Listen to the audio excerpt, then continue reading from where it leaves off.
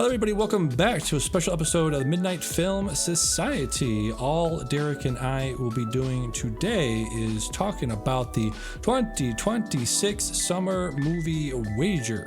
Derek, how you feeling, bud? I'm feeling good, ready to defend my summer movie title here. Yes, have I won at all? Like, yeah, I think we've done this at least 3 times, right, so far, and I think you've crushed me each time. You did win one year where, because at the like day or two beforehand, That's right. like I would have surpassed you, and because you had forgotten to put a movie on the list, you were griping about it at the beginning of the summer, but then ended up missing the list, and that ended up being what won it for you. But so I don't remember if that was 2 years ago or 3 years ago, but you did win one of these years. Nice, yeah. All right, why don't we just get into it? Listen to the episode. I don't know if you listened to the episode that the Filmcast did last week. Now, was it? Yeah, I listened. Do you want to let the people listening know who aren't familiar with the summer movie wager, what it entails exactly? Yeah, so this started on the Filmcast. I think it was actually started before that on the Totally Rad show. I think Jeff Cannon and the guys over there started it there, and it carried over to the Filmcast when Jeff joined many eons ago. Is essentially just saying, hey, I think, the such and such movie is going to make more money than this other movie. It's ranking. You have a list of 10 movies and 3 dark horses, and from that list you place in order which order you think the summer movie season will go will finish out as. So, in terms of American box office results. In terms of American, the only country that matters, American domestic box office. Exactly. So we will be talking specifically and only when we're making comparisons. I think a lot of discussion will revolve around, what did the last movie do? What did the last filmmaker's movie do?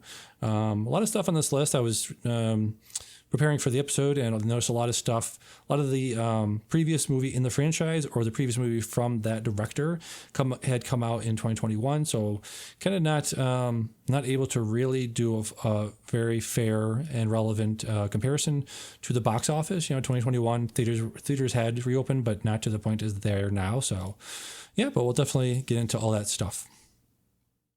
Yeah, should be good to see how our lists, compare to one another. Yeah, that's what. I mean, early on we'll see what ends up happening. Yes, definitely. So, do you want to start with the dark horses?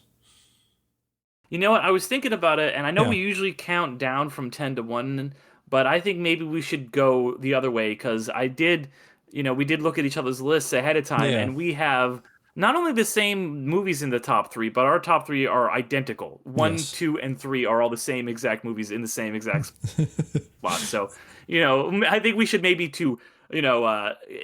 hype up the anticipation and drama. We can start with the ones we have the same and going into getting a little bit different later on in the list. All right. Yeah, sounds good.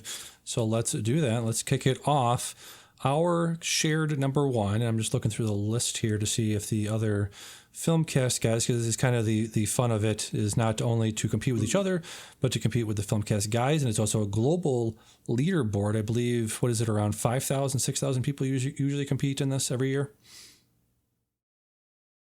Something around yeah, because it's the host of the Filmcast, and I think they usually have 2 or 3 guests. Yeah, they do. Yep. Just looking through the list here, I believe it's kind of split with the number ones, but yeah, we'll start with me, you and I. Our number 1 movie for the summer of 2026, the movie that we think will make the most money at the domestic box office, is Spider-Man Brand New Day. I don't think it's a big surprise. It's a Marvel movie. Marvel movies tend to make a boatload of money, especially in America. We can have a discussion, at another time, another date about global box office and how that's sort of receded over the past couple of years. But we're only talking domestic box office today. So I think, and you think, and much of the Filmcast believes that Spider-Man Brand New Day will be the champion at the end of the summer. What do you think?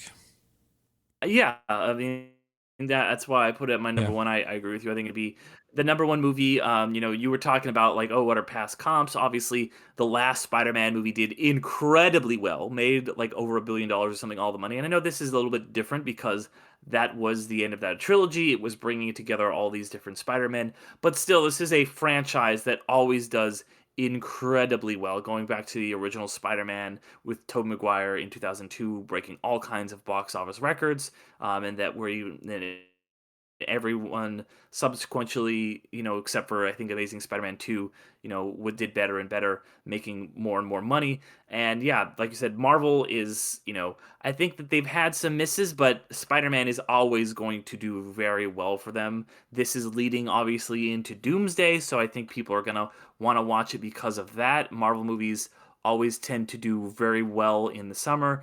So I think this one is going to be a big ol' hit. Huge juggernaut. Like I was saying, a lot of these movies. No, he's in the X-Men. Yeah, exactly. Here's the thing. Spider-Man No Way Home made $804 million just domestically. And that was like deep. That was like, slightly post-vaccine, right? And that was still people coming out into that, coming out to the theater and giving that movie $800 million, which is actually insane. Yeah. Now post all that, many years later, one of the biggest characters in the MCU, one of the most popular characters, huge actor. It's 6 months more than 6 months, a little more than 6 months from the next Avengers movie. People are excited for that. Probably, definitely want to see if it's going to tie into that at all. So yeah, yes, it's going to whatever it pulls in, 800 million, close to $1 billion, which would be insane for domestic, just the domestic box office. Yeah, it's definitely going to be number one. Yeah. Yeah, I don't see. There's maybe one other movie where number two I could see it maybe topping it, but like I think this is a very clear number one for me. Yes. All right, moving on to number two. Number two, box office. Our prediction for the box office, domestic box office, the second spot here will be Toy Story 5. You and I both have it there. Toy Story 4 made $434 million. I don't see any reason that this movie couldn't do around the same. So, yeah. Yeah, I mean, look at last time. Last time Pixar put out a sequel, Inside Out 2, that was the number one movie of the summer.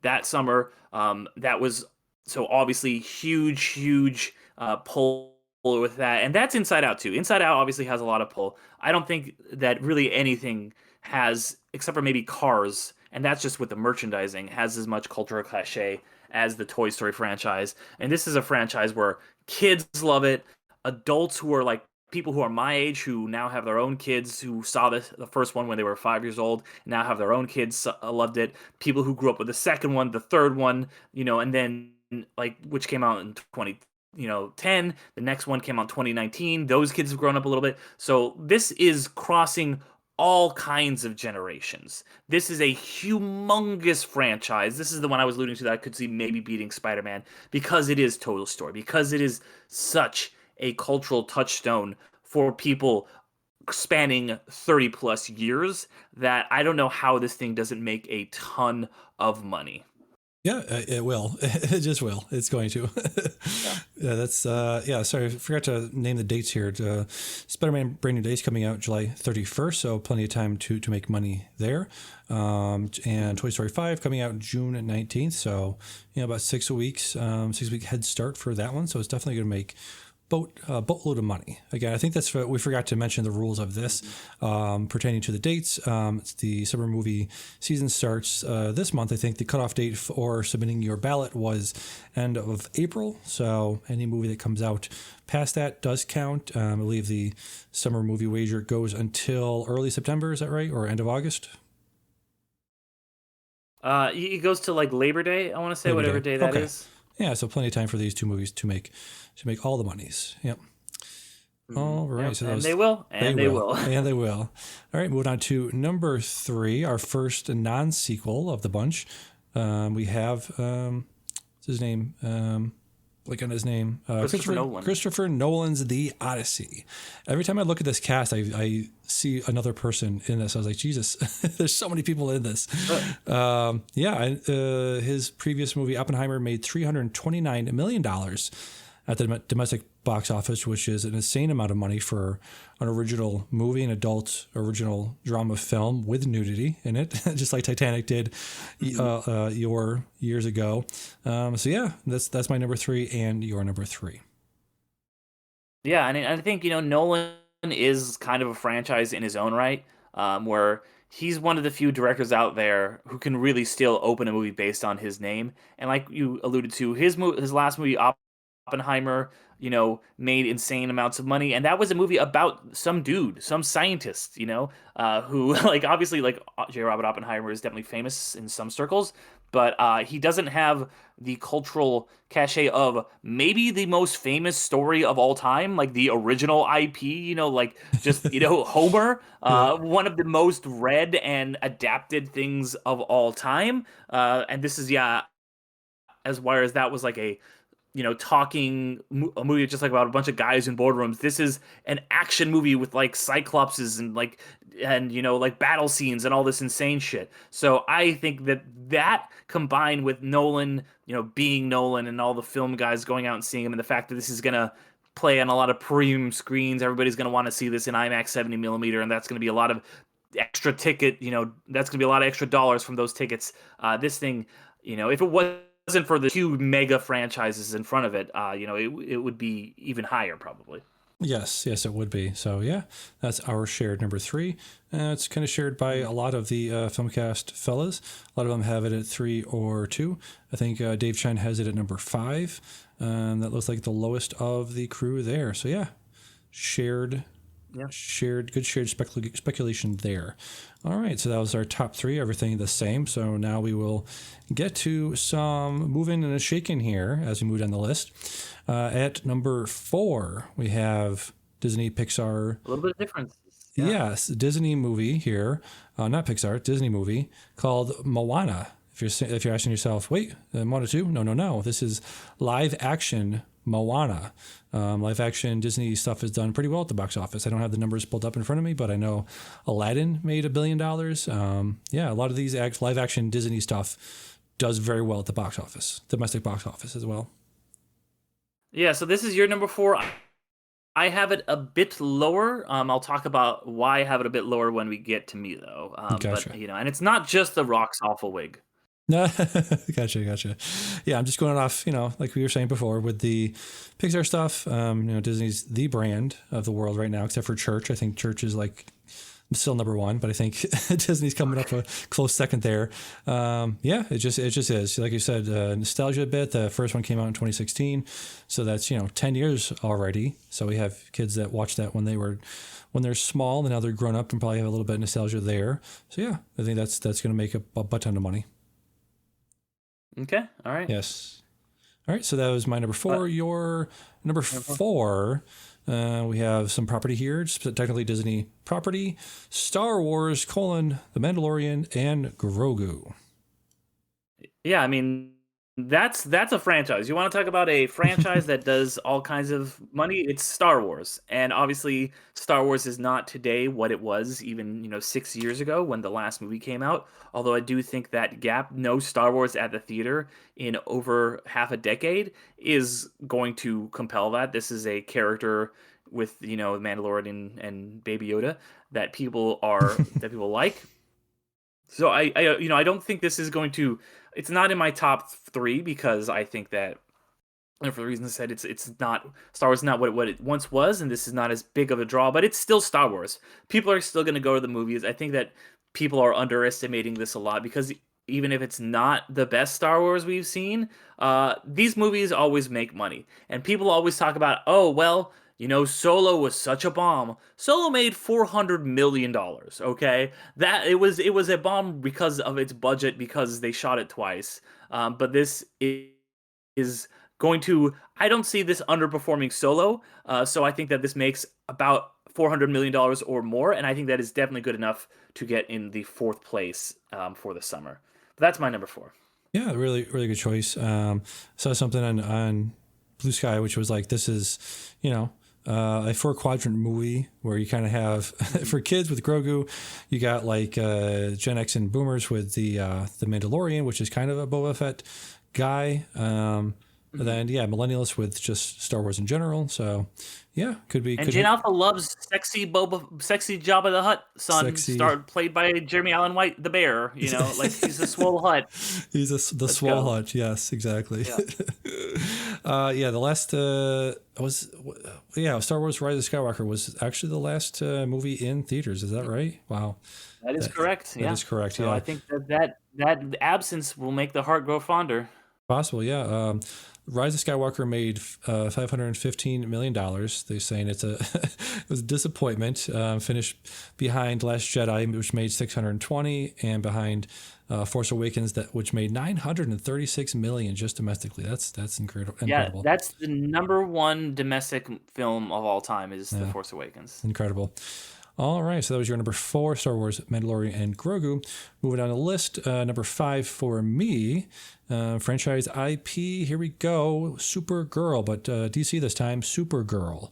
I really, really loved Superman from last year. This is obviously the James Gunn verse, the DCU. Hopefully this continues with.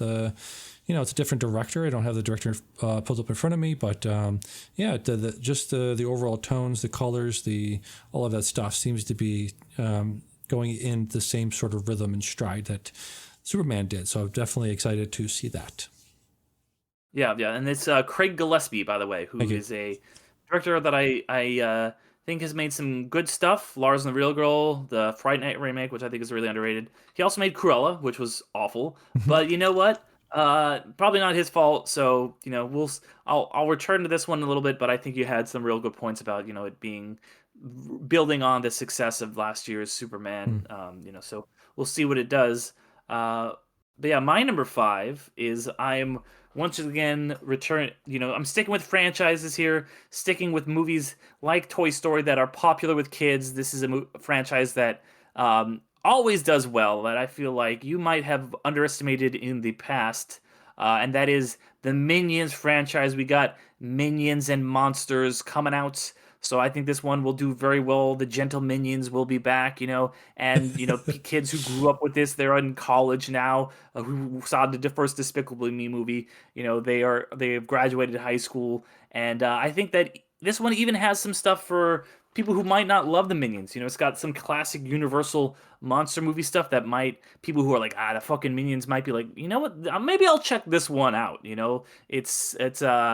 answers the question of what the Minions were doing in the 1930s, who they were working for. So that's a relief. We know that part of history now. But yeah, so I think this movie will do very, very well.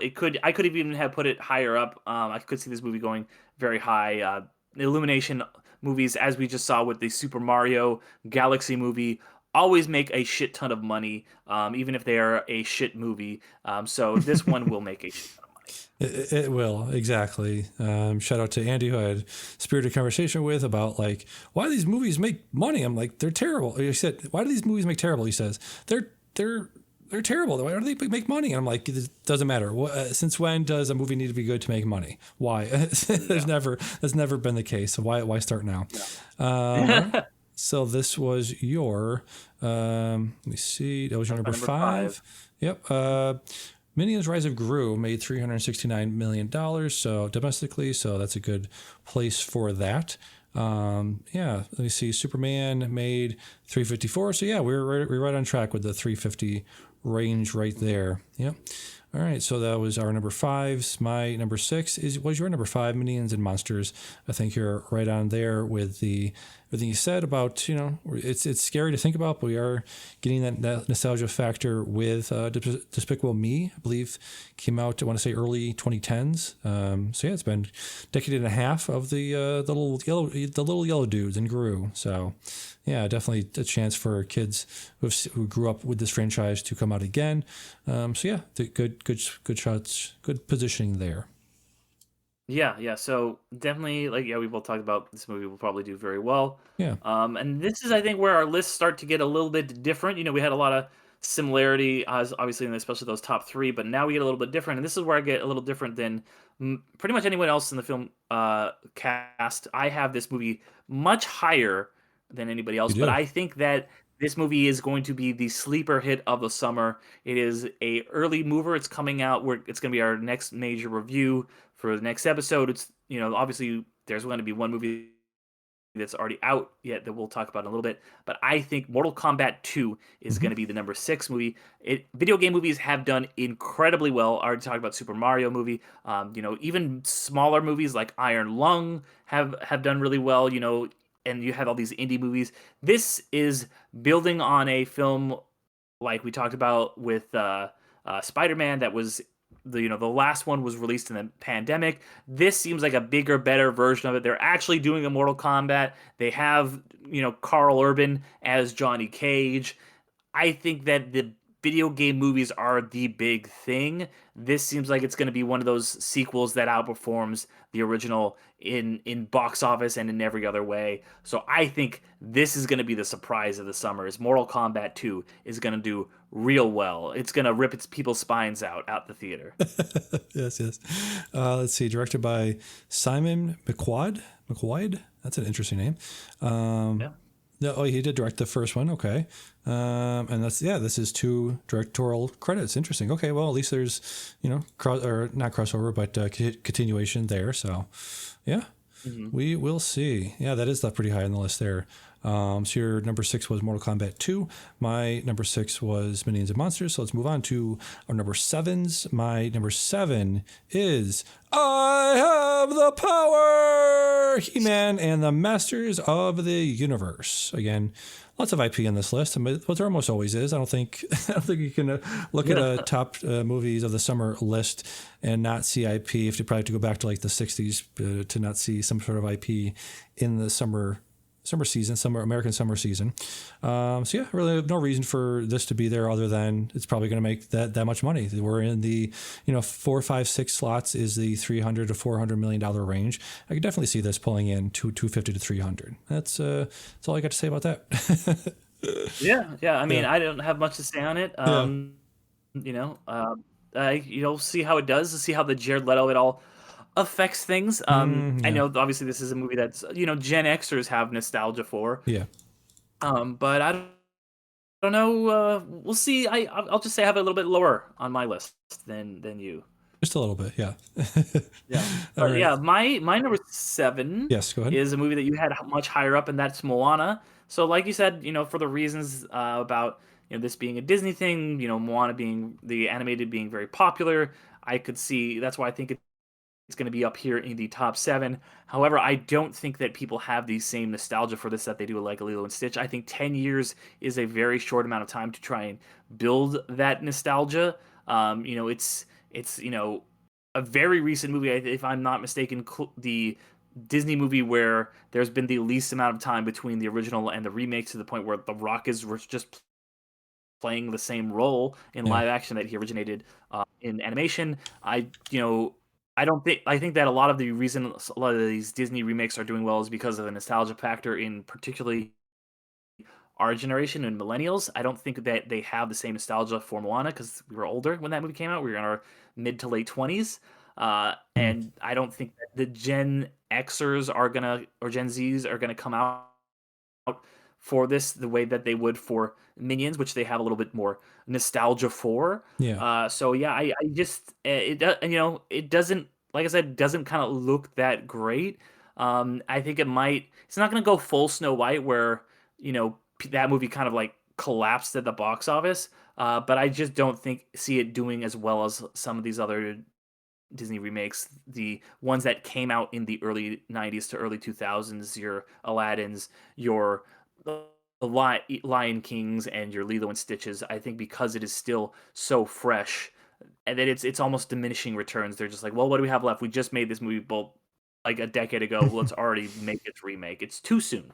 It's too soon. Yeah, exactly. All right. So that was your, that was your number 7, right? Yeah. That was mine. So yeah. Yep. Let me go to you here. Lost you there. They put you in a weird spot. When I put your name into here, it puts you at like second to last? No, third to last. Usually when you do this, when you plug in somebody's name, they put you at the bottom with the other person.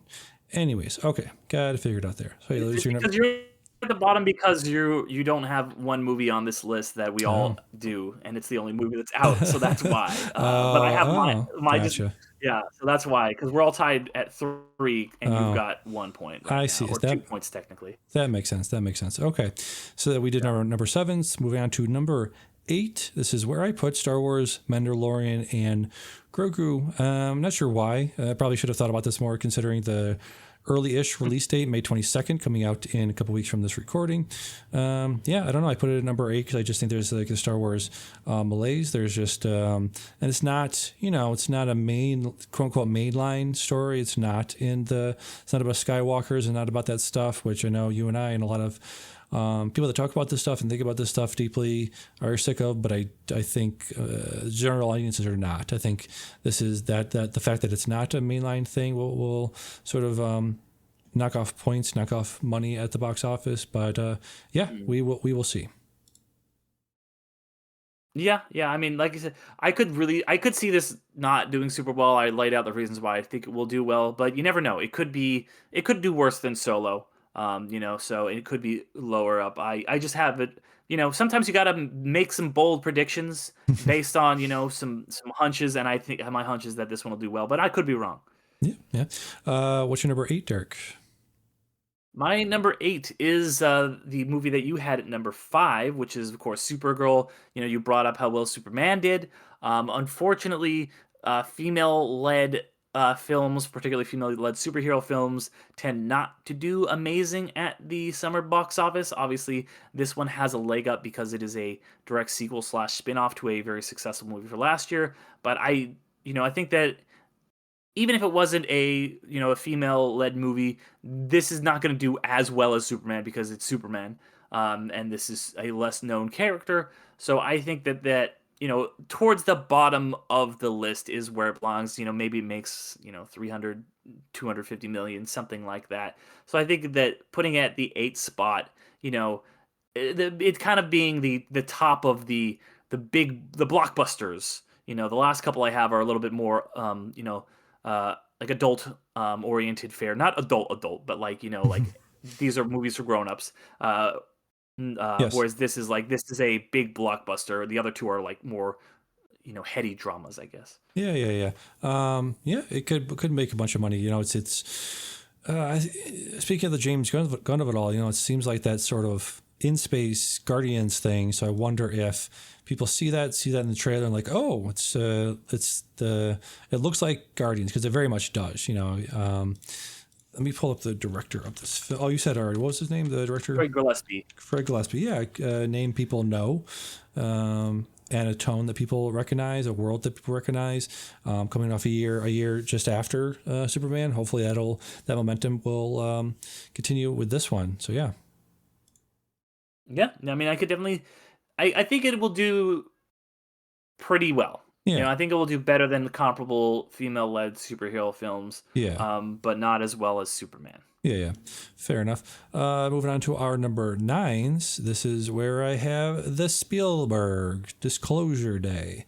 I don't have the Fablemans pulled up, but again, it's a totally different beast. Fablemans came out late 21, I want to say, early 22, maybe. Pandemic times, and wasn't it's a Spielberg movie. It made a bunch of money, but this is more in the wheelhouse of a Spielberg summer blockbuster, Minority Report, War of the Worlds type thing. So I definitely think that'll put butts in seats, but not as many butts as everything else. It's not getting anywhere near the top 5, unfortunately. I don't think. Yeah, I think I'll talk about it, not to give too much away, but very soon here. And I think, yeah, I'm in this roughly the same boat as you. But to my number 9 is one that is the only one that's out so far. That is The Devil Wears Prada 2. Of course, this is a sequel. It's a sequel to Devil Wears Prada, which was a very successful movie from 2005 that a lot of people from our generation and older have a lot of fond memories of, and even younger generations who have come to it over the years. So like this is not a big blockbuster. It's not going to do superhero money, video game movie money, but I think it is going to do enough that it is on this list. And it had a very strong opening. It opened to 77 million domestically. We are now here on Monday, so we know the weekend results for it as we're recording, which, as it stands, is the fourth best opening of the year so far. Yeah. So obviously, none of the rest of these movies we're talking about have opened, so we'll Yeah. see how it fares with that. I think this thing will have very good legs with it being geared towards like older audiences. It won't be as front loaded as some of the movies we see on this list, so I think it will keep making money enough to put. I mean, maybe I should have even put it higher, but I think that it's going to fare very well here. Yeah, it's definitely will do very well. I think we're talking about something had like a really shallow drop off fairly recently. What was it? Something that we both watched. Was it Project Hail Mary? I think had like a 20% drop off week from the first week to the second week. It was something like it had very good hold. Had a very good hold. So, if this does, if this drops off half of what it made, it'll be at 100 million in 2 weeks, which is really good, which is probably where, it's going to sit probably in the high 100 million, low 200 million once everything shakes out. So yeah, it'll probably will end up somewhere in the 9-10 slot, if not Dark Horse. Yeah. Absolutely. I think, I think this is a good spot for it. Yeah, definitely. So that was our number 9s. Going to our number 10s. My number 10 is Mortal Kombat! So yeah, this is coming out this week. This will be our, like Derek mentioned, our review of the week. Highly anticipated. Love Karl Urban. Watching, about 6 episodes into the final season of The Boys, so definitely got that Karl Urban stuff going on right now. Definitely will be different Karl Urban, beardless Karl Urban. Got the shades on, got the cool guy thing there playing Johnny Cage. So yeah, yes. Highly looking forward to this. Yeah, me too. Really excited for this one. Glad they're going to actually do a Mortal Kombat in this one. I mean, I was always more of a Tekken guy, but still very excited to see this. Really great casting in this. Been loving a lot of the video game movies, particularly this year, with maybe one exception. So hyped for this movie. Yeah, absolutely. But yeah, as I am. Yeah. What's your number 10, Derek? My number 10, and this is, one spot lower than yours, Disclosure Day. Obviously, this is Steven Spielberg making a alien movie. So I think even if this movie, people have saying they don't like the title, it doesn't look great, it's probably going to underperform. Even if all that's true, it's still a Steven Spielberg alien movie.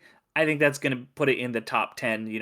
I think it's going to, and you could really swap around my bottom 3. The bottom of the list is where it gets tough, right? I think the top of the list is difficult or is easy, being like, okay, number 1 is it going to be a big movie? But you're like, okay, is this going to be an 8? Is this going to be a 10?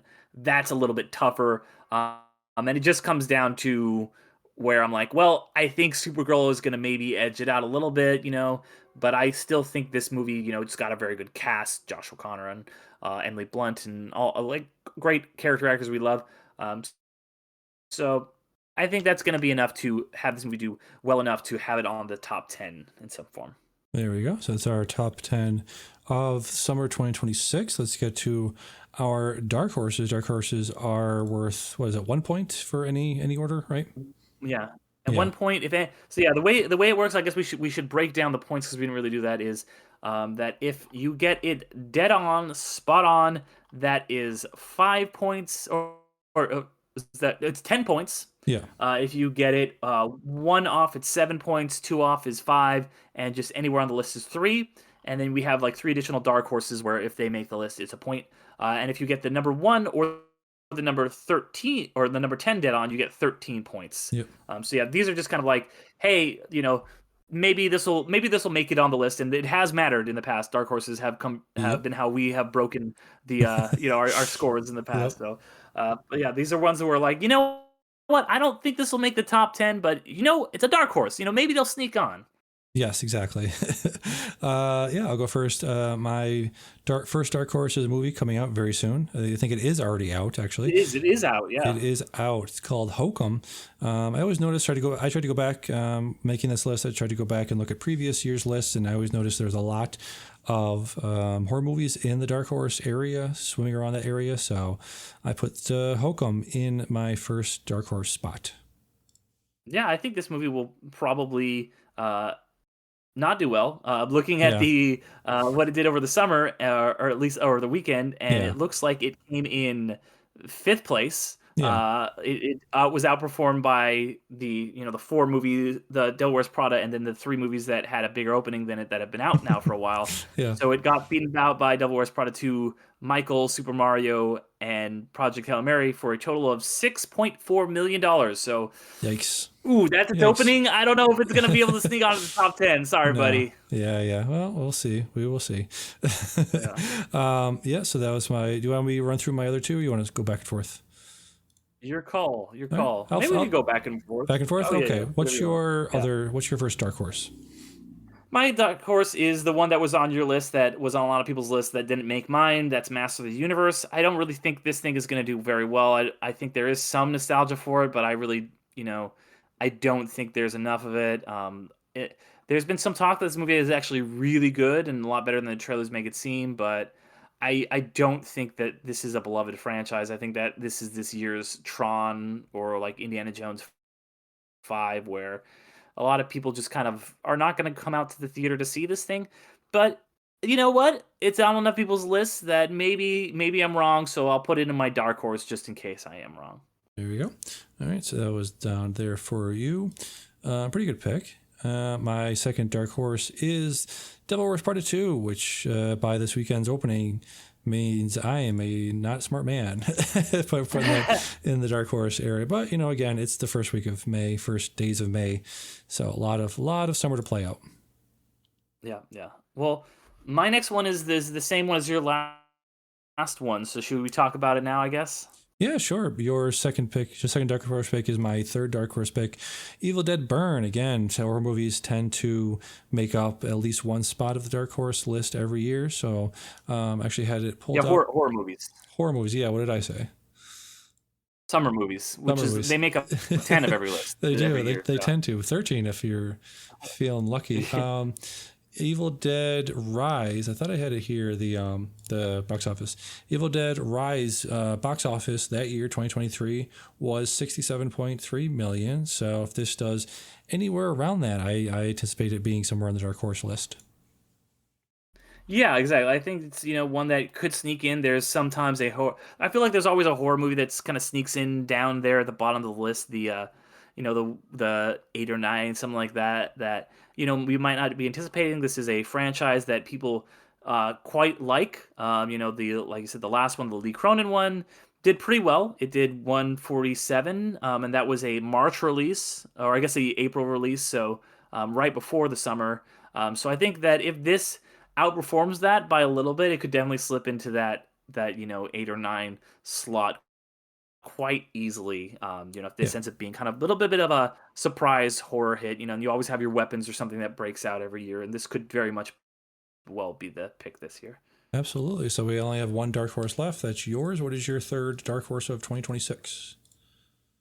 Well, my last one is, then this is where I'm just like, this is going to be my real dark horse, my one that who knows. Mhm. I don't think this one will make the list, but hey, you know what? It just might. And because kids fucking love Paw Patrol, right? And they love dinosaurs, so Paw Patrol, the Dino movie, I could see a lot of fucking kids coming out and seeing this thing if they're not seeing Minions. I don't think it overlaps really with it, so I could see the kids coming out to see Chase, ACAB Chase, fuck Chase. But still, you know what? I think that this movie could really, it could surprise some people, despite the fact that it is, like you said, bad movies make a lot of money at the box office, Yep. and I think that this one will probably be the case.